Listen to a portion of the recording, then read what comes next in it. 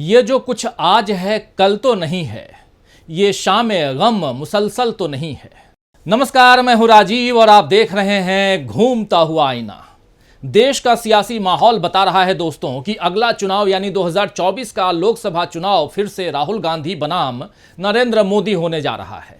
2 बार के प्रधानमंत्री और एक सामान्य नेता के बीच वैसे तो बराबरी का मुकाबला नहीं कहा जा सकता, मगर इस गैर बराबर मुकाबले में भी राहुल गांधी नरेंद्र मोदी पर भारी दिख रहे हैं।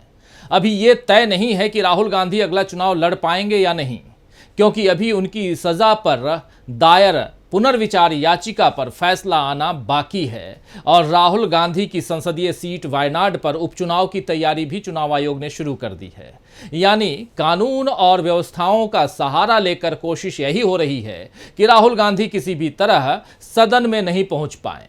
वैसे राहुल गांधी लड़ें या न लड़ें, सदन में रहें या न रहें, मगर जनता के बीच और जनता के लिए कुछ भी कर गुजरने वाली जो राजनीति राहुल गांधी कर रहे हैं उससे बीजेपी ज्यादा परेशान है। अपने चेहरे पर हल्की सी मुस्कान लिए राहुल गांधी देश के एक छोर से दूसरे छोर तक चल ही चुके हैं। आप सबने उनको देख लिया भारत जोड़ो यात्रा पे, और इसी मुस्कान के साथ वो विदेश जाकर भाषण दे रहे हैं और इतने आराम से मोदी सरकार की खामियां सबके सामने रख रहे हैं कि मोदी जी का जो तिलिस्म बीजेपी ने बनाकर रखा था वो ध्वस्त हो गया है। और अब हालात ऐसे हैं दोस्तों कि बीजेपी मोदी जी से ज्यादा राहुल गांधी की बात करती हुई दिखती है। राहुल के बयानों पर टिप्पणी करने की होड़ बीजेपी नेताओं में दिख रही है। ऐसा लग रहा है कि आजकल बीजेपी की सारी सियासत राहुल गांधी के इर्द गिर्द ही घूम रही है, जो कभी मोदी जी के इर्द गिर्द घूमती थी। मोदी जी के भरोसे ही बीजेपी 2 बार सत्ता में आ पाई, आपने देखा। लेकिन क्या तीसरी बार भी ऐसा ही होगा? क्या 2014 और 2019 के बाद 2024 का चुनाव मोदी जी के सहारे बीजेपी जीत लेगी? ये एक मुश्किल सवाल है जिसके जवाब के तौर पर आरएसएस चेतावनी दे रहा है। आरएसएस साफ साफ कह रहा है कि मोदी का करिश्मा अब काम नहीं आने वाला। दूसरी तरफ बीजेपी को सच का आईना दिखाने का काम तो कांग्रेस भी करती रही है, मगर बीजेपी हमेशा उस आईने को झुठलाती आई है। अब आरएसएस के दिखाए आईने से कैसे मुंह फेर पाएगी बीजेपी, ये भी देखना होगा। आरएसएस ने कर्नाटक में मिली बुरी हार और उस हार के भावी असर को देखते हुए इस बार बीजेपी को चेतावनी दे दी है। बीजेपी भी ऊपरी तौर पर भले 9 साल का जश्न मना ले, लेकिन अब उसे भी हार का डर लगने लगा है। इसीलिए अब फिर से पुराने साथियों को मनाने का दौर शुरू हो गया है। 2024 तक बीजेपी एनडीए का कुनबा बढ़ाने में कामयाब हो भी पाती है या नहीं, ये तो देखने आने वाला वक्त बताएगा। और ये भी गारंटी नहीं है कि क्या उसके सहारे यानी कि जो एनडीए का फिर से अगर कुनबे को अगर जुटा लेती है तो फिर से क्या सरकार बना पाएगी बीजेपी? ये भी बड़ा सवाल है, क्योंकि अभी विधानसभा चुनाव में तो हवा बीजेपी के खिलाफ बहती हुई दिख रही है। विधानसभा और लोकसभा चुनाव एक जैसे नहीं होते हैं, आप सब अच्छी तरह से जानते हैं, क्योंकि दोनों चुनावों के मुद्दे और जनता की सोच अलग अलग होती है। मगर बीजेपी ने यहां भी अपने पैरों पर कुल्हाड़ी मारी है। हर विधानसभा चुनाव में वो पीएम नरेंद्र मोदी समेत केंद्रीय मंत्रियों की फौज उतार देती है और इससे राज्य और केंद्र के चुनावों का अंतर मिटता जा रहा है। विधानसभा चुनावों में हर हार के साथ बीजेपी के लिए केंद्र में सत्ता वापसी की उम्मीद खत्म हो रही है। ऊपर से राहुल गांधी की बढ़ती लोकप्रियता से मोदी जी के तिलिस्म का गुब्बारा फूट रहा है। तो आइए दोस्तों, अब आज आईने की नजर से पड़ताल करने की कोशिश करते हैं कि क्या राहुल गांधी ने बीजेपी को अपनी पिच पर खेलने के लिए मजबूर कर दिया है?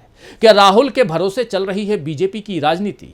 बहुत सारे सवाल हैं, लेकिन पहले एक नजर डालते हैं सोशल मीडिया की हलचलों पर, जिससे नजर आ रहा है कि राहुल गांधी के बिना बीजेपी राजनीति कर ही नहीं पा रही है।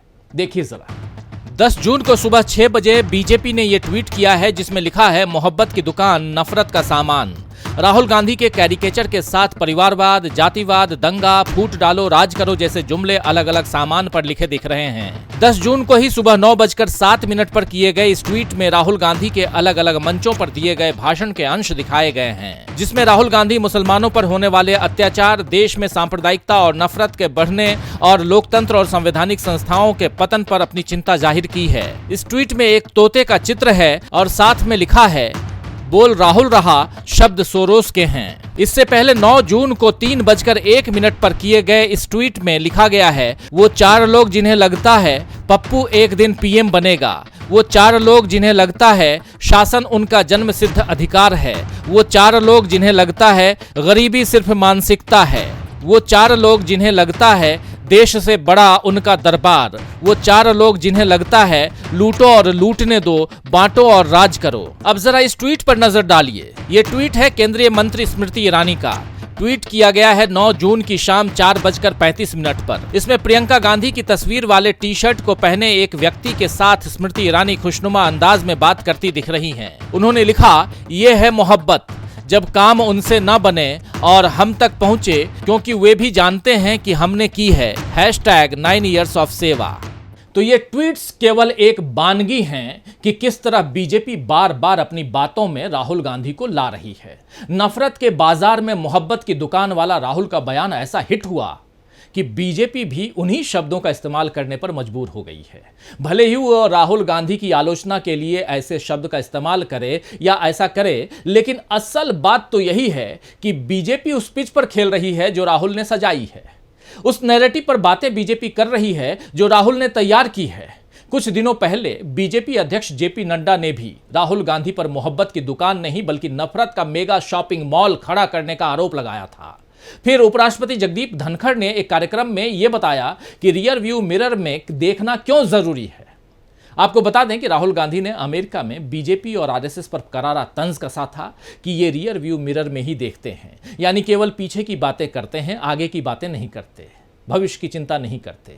बीजेपी से उनके फैसलों के बारे में कुछ भी पूछो तो वो 50-60 साल पुराने कांग्रेस काल की याद दिलाने लगते हैं।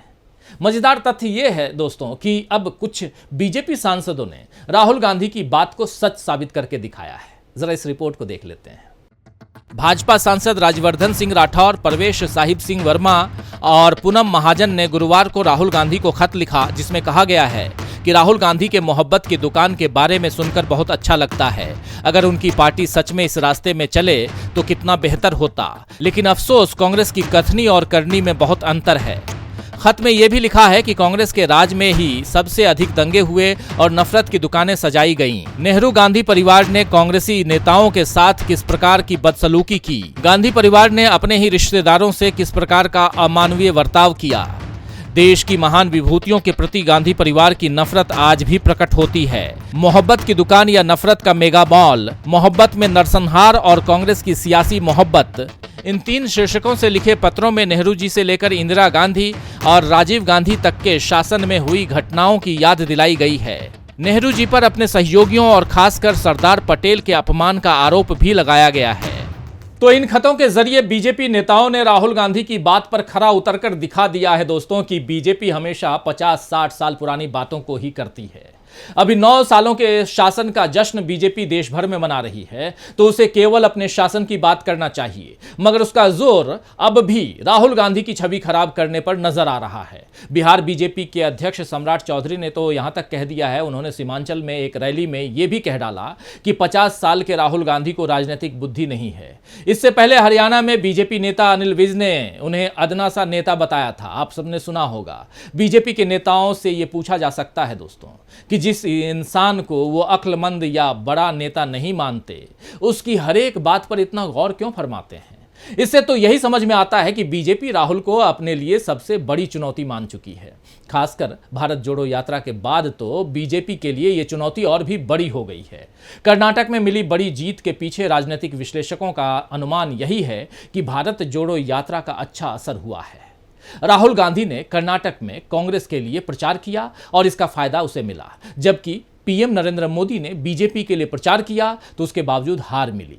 संघ ने यानी आरएसएस ने अपने मुखपत्र ऑर्गेनाइजर में संपादकीय में लिखा है कि अब मोदी के करिश्मे और हिंदुत्व के सहारे चुनाव नहीं जीता जा सकता। दरअसल कर्नाटक के नतीजों का दोहराव आने वाले विधानसभा चुनाव में हो सकता है और इसका अंदेशा अब बीजेपी को हो रहा है।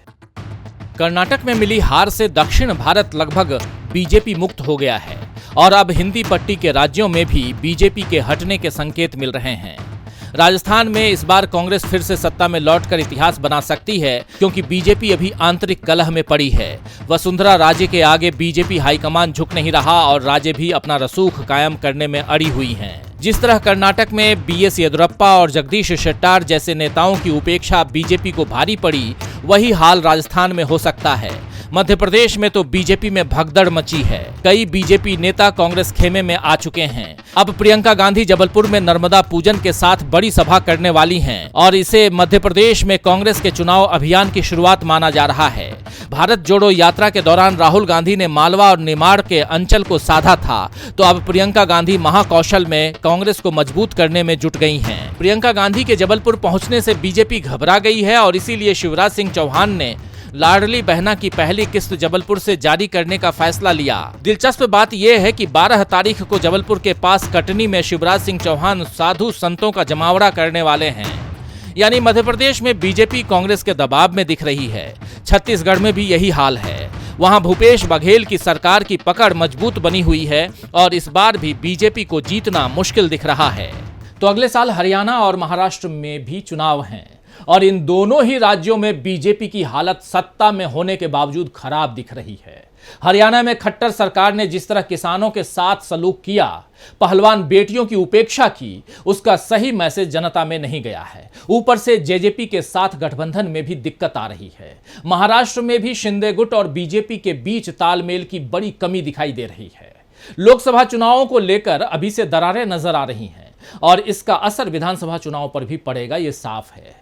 जबकि महाविकास अघाड़ी के तीनों सहयोगी यानी एनसीपी, शिवसेना, उद्धव गुट और कांग्रेस तालमेल बनाए हुए हैं। तेलंगाना में कांग्रेस ने चुनाव की तैयारी शुरू कर दी है। यहां उसका मुकाबला बीजेपी और बीआरएस दोनों ही पार्टियों से है और कांग्रेस उम्मीद जता रही है कि कर्नाटक जैसा प्रदर्शन वो यहां भी यानी तेलंगाना में भी करेगी। यानी कांग्रेस आत्मविश्वास से भरी नजर आ रही है और बीजेपी डरी हुई दिख रही है। बीजेपी का यह डर लोकसभा चुनावों को लेकर भी है, क्योंकि अब फिर से 2004 जैसे समीकरण बनते हुए दिखाई दे रहे हैं। इस रिपोर्ट को देख लेते हैं। 2004 के चुनाव में शाइनिंग इंडिया के जुमले के साथ बीजेपी को पूरा यकीन था कि वो चुनावों में जीत की शाइन यानी चमक हासिल कर लेगी। अब सोनिया गांधी के नेतृत्व को असरहीन समझने की गलती बहुतों ने की थी, लेकिन सोनिया गांधी ने कांग्रेस को बड़ी जीत दिलवाई और यूपीए की सरकार बनी। अभी राहुल गांधी के नेतृत्व पर इसी तरह उंगलियां उठाई जा रही हैं। हालांकि राहुल गांधी घोषित तौर पर नेतृत्व नहीं कर रहे हैं। कांग्रेस की कमान तो मल्लिकार्जुन खड़गे बखूबी संभाल रहे हैं और कांग्रेस को मजबूत करने के लिए जरूरी फेरबदल भी कर रहे हैं। इसी के तहत शक्ति सिंह गोहिल को गुजरात और वर्षा गायकवाड़ को महाराष्ट्र का प्रदेश अध्यक्ष बनाया गया है। इसके साथ ही वी वैथिलिंगम को पुदुचेरी कांग्रेस कमेटी का अध्यक्ष, मंसूर अली खान को तेलंगाना कांग्रेस कमेटी का सचिव और पीसी विश्वनाथ को तेलंगाना कांग्रेस प्रभारी के तौर पर अटैच किया गया है। इधर विपक्षी एकता की संभावनाओं में भी कांग्रेस सहयोग कर रही है।